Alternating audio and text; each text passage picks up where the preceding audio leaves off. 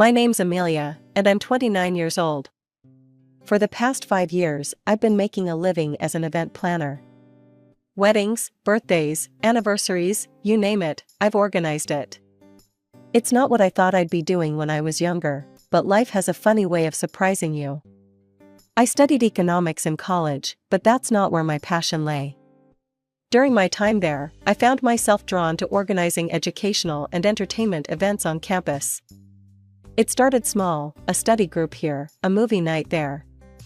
But before I knew it, I was the go-to person for any event that needed planning. After graduation, I knew I couldn't see myself crunching numbers in an office. So, I took a leap of faith and started my own event planning business. It wasn't easy at first. I had to build my reputation from scratch, taking on any job I could get. No event is too small, I'd tell potential clients with a smile, even as I worried about making rent that month. But slowly, surely, word spread. One satisfied client led to another, and before I knew it, I had more work than I could handle. 5 years flew by, and here I am, with a thriving business and a reputation I'm proud of. Today, I'm sitting across from Mr. Johnson, a successful businessman who's turning 50 next month. He wants a party to remember, and I'm determined to give him just that. So, Mr. Johnson, I say, pulling out my notebook, what did you have in mind for your big day? He leans back in his chair, a thoughtful look on his face. Well, I was thinking something classy. Maybe a black tie affair at the Grand Hotel? I nod, jotting down notes. That's a great venue. We could do a classic Hollywood theme. Red carpet entrance, paparazzi-style photographers. As I'm mid-sentence, my phone buzzes. I glance at it, ready to ignore the call, but the name on the screen makes me pause. It's my sister, Sarah. Now, I should probably explain about my family. It's complicated. I have a younger sister, Sarah, who's 7 years my junior. She's always been the apple of our parents' eye.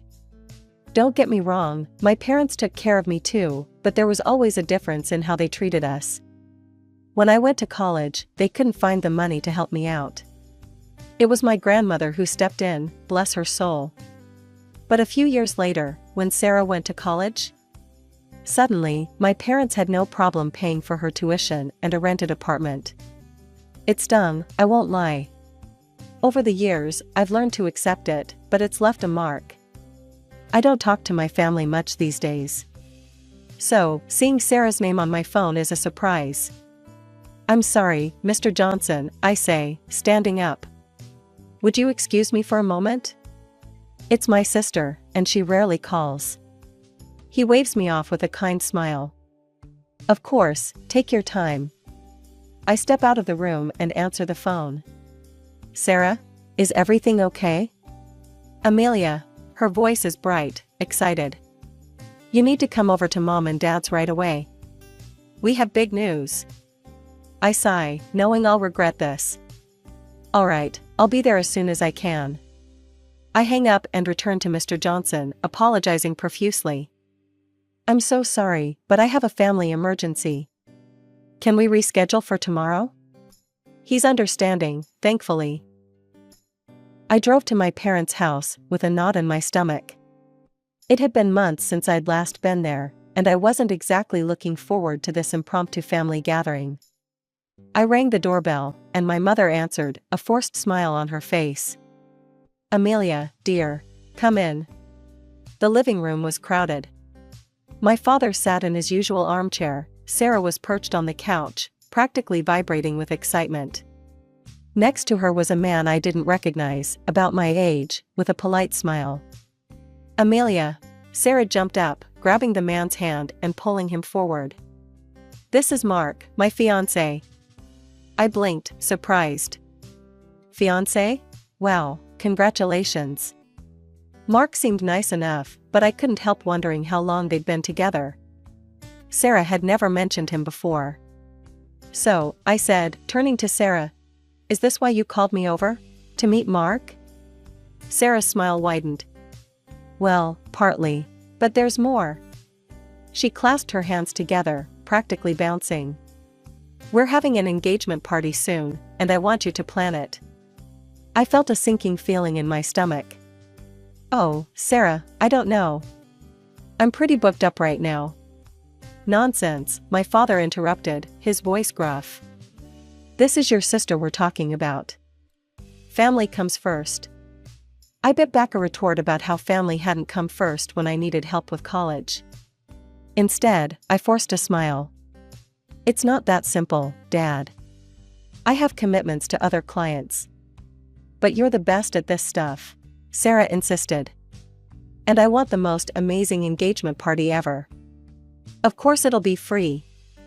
You wouldn't charge your own sister, would you? I looked around the room, seeing expectant faces. Even Mark looked like he assumed I'd do this for nothing. I felt cornered. Okay, I said finally, my voice tight. I'll organize it for free. But you'll need to cover all the other expenses, venue, catering, decorations, music, everything else. Sarah squealed and hugged me. You're the best, Amelia. We'll pay for everything else, promise. As I left the house an hour later, after listening to Sarah's grand ideas for her perfect engagement party, I felt a mixture of regret and resignation. I'd have to call Mr. Johnson and cancel our rescheduled meeting. There went a lucrative contract. Back home, I picked up my phone and dialed Mr. Johnson's number. Mr. Johnson? It's Amelia. I'm so sorry, but I won't be able to take on your birthday party after all. A family obligation has come up. My friend Lisa is also an event planner. She's excellent. I can give you her contact information if you'd like. After passing along Lisa's details and apologizing once more, I hung up. I stared at my phone, a sense of unease growing in my stomach. I'd just turned down a major client for a job I wasn't even getting paid for. The next few weeks were a whirlwind of planning and preparations. I secured a beautiful restaurant for the date Sarah wanted. It wasn't easy, the place was popular and usually booked months in advance. But Tony, the owner of the restaurant, couldn't resist my pressure. I also worked with the chef to create a spread that would impress even the most discerning guests. Then came the decorations, the music, the invitations, every detail had to be perfect. I called my go-to DJ, Mike, to book him for the event. He agreed, albeit reluctantly. I had similar conversations with all my usual contractors, the florist, the cake baker, the photographer. They all trusted me enough to agree to delayed payment, but I could sense their unease. As the days passed, I found myself turning down other jobs to focus on Sarah's party. It was eating into my income, but I told myself it would be worth it to see my sister happy. Finally, with everything arranged, I sat down to create the invoice. I carefully itemized every expense, from the venue rental to the last flower in the centerpieces. The total was substantial. I took a deep breath and emailed the invoice to Sarah. There, I muttered to myself. All done. That evening, my phone rang. It was Sarah. Hey sis, I answered. Did you get the invoice? There was a moment of silence, then Sarah's voice came through, sickly sweet. Amelia, darling, there must be some mistake. Why are you sending me a bill? I frowned, confused. What do you mean? It's the invoice for all the expenses for your engagement party. Remember, you said you'd cover everything except my fee?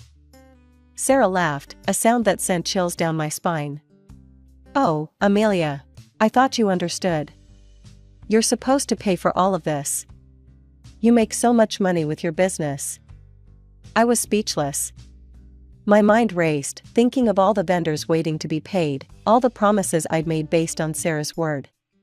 Sarah, listen to me, I said, trying to keep my voice steady. I organized this for free, which is already a huge favor. I can't pay for everything else too. You promised. But Sarah had already hung up. I tried calling my parents, hoping they could talk some sense into Sarah. But to my horror, they took her side. They insisted I should pay, that it was my duty as the successful daughter. I hung up, my hands shaking with anger and disbelief. How could they do this to me? How could they expect me to bankrupt myself for a party? As I sat there, trying to figure out what to do, a notification popped up on my phone. It was a post from Sarah on social media. Curious, I clicked on it. "Can't wait for tomorrow's engagement party," the post read. "So excited to celebrate with everyone. We've spent so much to make it perfect." In that moment, something snapped inside me. If Sarah wanted to play games, well, two could play at that. My fingers trembled as I dialed the restaurant's number. It was late, but I knew Tony would still be there, closing up after the night's service. "Tony? It's Amelia. I'm so sorry, but I need to cancel tomorrow's event. I'll pay you a cancellation fee. And I'll make this up to you, I swear." Tony sighed.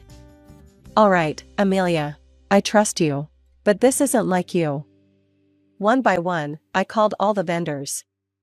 The florist, the DJ, the cake baker, everyone. Each call was painful, each explanation more humiliating than the last. By the time I finished, my savings account was significantly lighter, but at least my professional relationships were intact. I'd paid everyone their fees and cancellation charges out of my own pocket. I barely slept that night. When morning came, I made myself a strong cup of coffee and settled in front of my computer. I knew Sarah would be live streaming her arrival at the restaurant. I wanted to see this. Right on schedule, Sarah's beaming face appeared on my screen. She was outside the restaurant, surrounded by a group of excited-looking friends and family members. "We're here," Sarah chirped into her phone camera. "I can't wait to show you guys everything. It's going to be amazing." I watched as she confidently strode up to the restaurant doors, her fiancé Mark in tow. She reached for the handle, still chattering away to her viewers. "And here we, oh." The smile froze on Sarah's face as she tugged at the door. It didn't budge. "That's weird," she laughed nervously, trying again. "It must be stuck." But it wasn't stuck. Sarah's eyes widened as she finally noticed the sign on the door. "Event cancelled," it read in bold letters. The live stream erupted in confused comments. Sarah's face paled as she turned to Mark, who looked equally bewildered.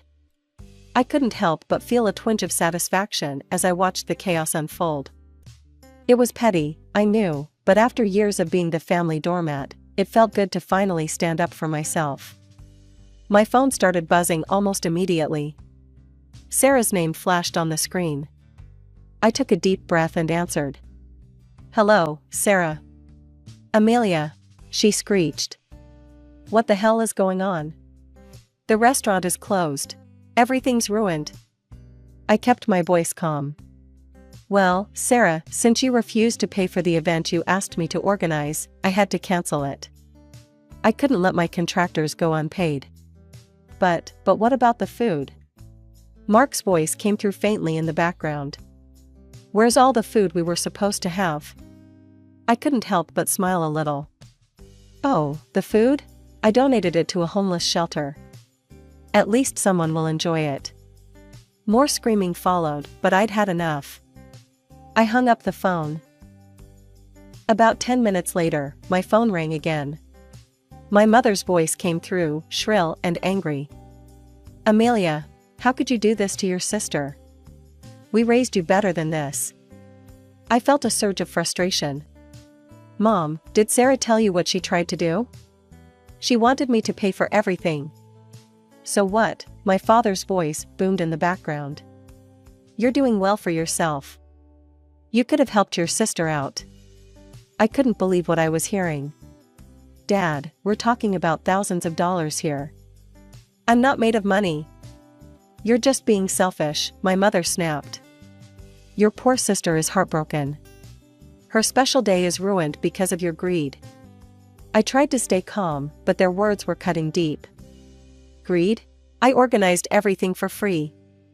I even paid cancellation fees out of my own pocket." But they weren't listening. My mother's next words felt like a slap in the face. "You know what I think?" she said, her voice cold. "I think you did this because you're jealous. You're almost 30, Amelia. No husband, no children.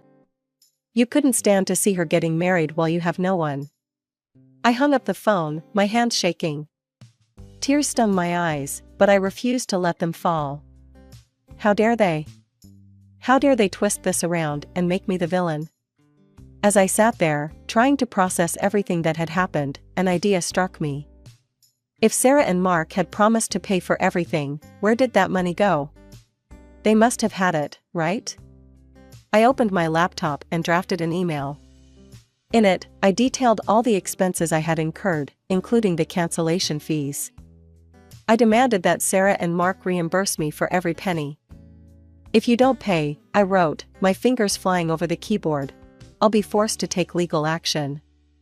I hit send before I could second guess myself. It was a bold move, I knew, but I was done being the family pushover. Within minutes, my phone was buzzing again. This time, it was a barrage of text messages from Sarah and Mark. I steeled myself and opened them.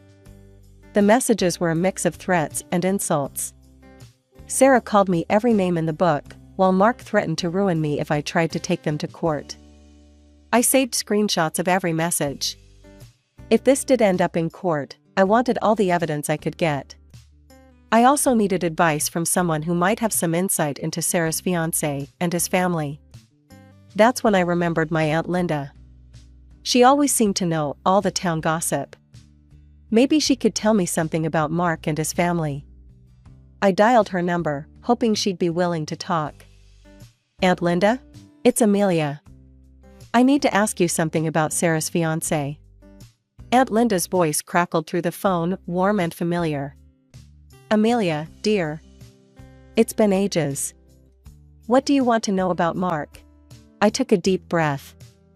Well, I was wondering if you knew anything about his family, their financial situation.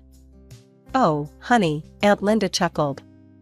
You're asking the right person. The Thompsons, that's Mark's family, they're quite well off. They own a chain of laundromats across the city, and word is they've got their fingers in some lucrative real estate deals too. I felt my jaw drop. Wait, what? They're wealthy? Oh yes, very much so, Aunt Linda continued, oblivious to my shock. Why, I heard they gave Mark a hefty sum to arrange that engagement party. $30,000, if the rumors are true. My mind was reeling. $30,000? And they had tried to make me pay for everything? After hanging up, I sat in stunned silence for a few minutes. Then, determination set in. I knew what I had to do next. It took some digging, but I managed to find the address of Mark's parents. Without giving myself time to second-guess my decision, I got in my car and drove there. The house was impressive, a large, well-maintained property in one of the nicest neighborhoods in town. I took a deep breath and rang the doorbell. A middle-aged woman answered, her eyebrows raised in curiosity. Can I help you? Mrs. Thompson? I asked. When she nodded, I continued, I'm Amelia, Sarah's sister. I need to talk to you and your husband about Mark and the engagement party. She looked surprised, but invited me in. Soon, I was sitting in their living room, facing both of Mark's parents. Mr. and Mrs. Thompson, I began, my voice steadier than I felt, I'm here because I think you should know what happened with the engagement party. Over the next half hour, I explained everything. How Sarah had asked me to organize the party for free. How they had promised to pay for everything else, but then refused. How I had been forced to cancel everything and pay the cancellation fees myself. As I spoke, I saw the shock and dismay growing on their faces. When I finished, there was a long silence. Finally, Mr. Thompson spoke, his voice tight with anger. We gave Mark $30,000 for this party. He told us everything was paid for. I felt a wave of relief wash over me. They believed me. Mr. Thompson left the room and returned a few minutes later with his checkbook. He wrote out a check for the full amount I had spent, plus a little extra for my trouble. It's the least we can do, he said, handing it to me. And don't worry, we'll be having a very serious conversation with Mark and Sarah about their behavior. As I left their house, I felt a mix of emotions, relief, vindication, but also sadness. This whole ordeal had exposed some ugly truths about my sister and her fiancé. On the drive home, my phone buzzed with texts. It was Sarah and Mark again, but this time their tone was very different. Gone were the threats and insults, replaced by panicked apologies and pleas for forgiveness. In the weeks that followed, I heard through the grapevine about the fallout from my visit to the Thompsons. Aunt Linda kept me updated. "You won't believe this, Amelia," she said during one of our phone calls. "Mark's parents have cut him off completely. No more monthly allowance, no financial support for the wedding, nothing." I couldn't help but feel a twinge of satisfaction. "Really? That's quite drastic." Aunt Linda's voice lowered conspiratorially. "Oh, honey, they were furious. Apparently, they don't take kindly to being lied to and having their money misused. Can't say I blame them." I nodded, even though she couldn't see me. "What about the wedding? Is it still happening?" There was a pause, then Aunt Linda chuckled. "Well, that's the kicker. Without Mommy and Daddy's money, Mark and Sarah can't afford the lavish wedding they were planning. Last I heard, they'd postponed it indefinitely." My parents, predictably, didn't see it that way. They blamed me for Sarah's misfortune, conveniently forgetting that it was her own actions that had led to this situation. "You've ruined your sister's life," my mother said during one particularly heated phone call. "Are you happy now?" I took a deep breath, trying to stay calm. "Mom, Sarah, and Mark tried to scam me out of thousands of dollars. They lied to everyone, including Mark's parents. How is that my fault?" But it was like talking to a brick wall.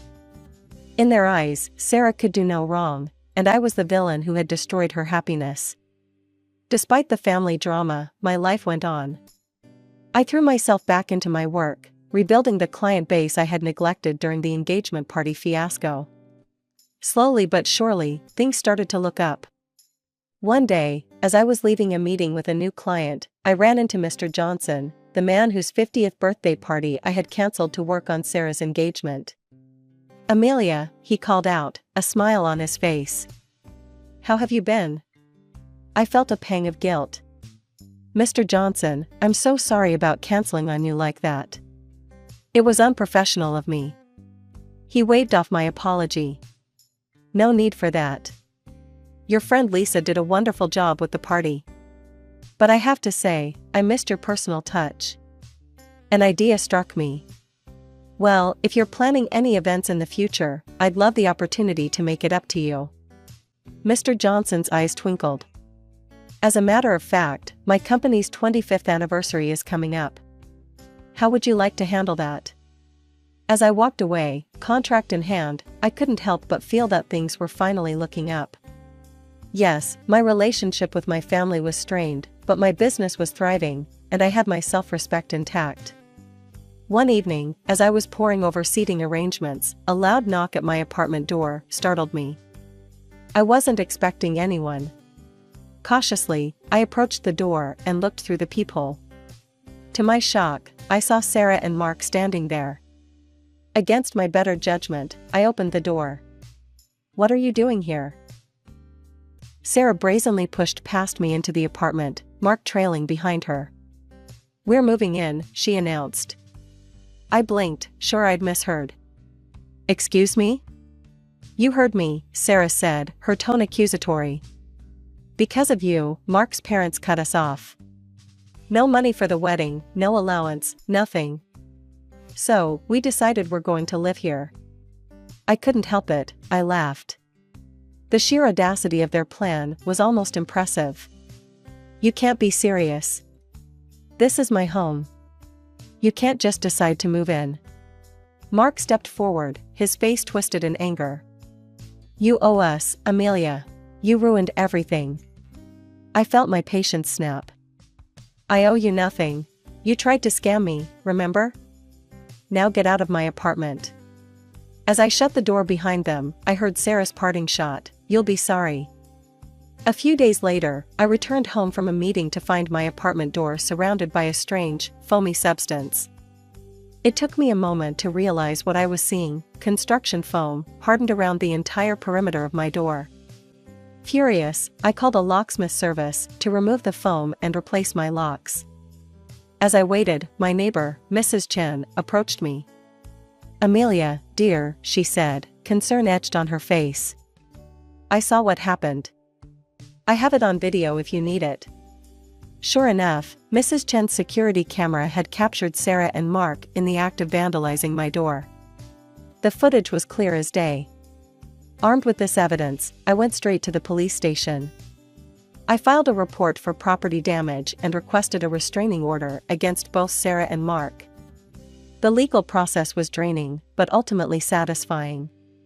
The court fined Sarah and Mark for the damage to my apartment and ordered them to cover the costs of repairs. More importantly, they were banned from coming within 500 feet of me for the next 2 years.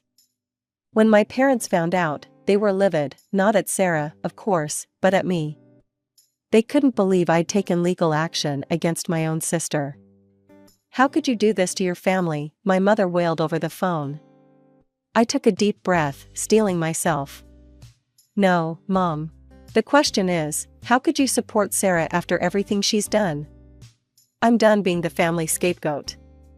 With that, I hung up the phone and blocked their numbers. It hurt, cutting ties with my family, but I knew it was necessary for my own well-being. In the weeks that followed, I threw myself into work. Mr. Johnson's anniversary party was a resounding success, earning me glowing reviews and a slew of new clients.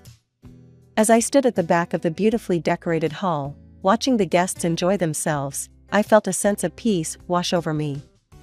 Yes, I'd lost my family, but I'd gained something far more valuable: self-respect and the knowledge that I could stand on my own 2 feet.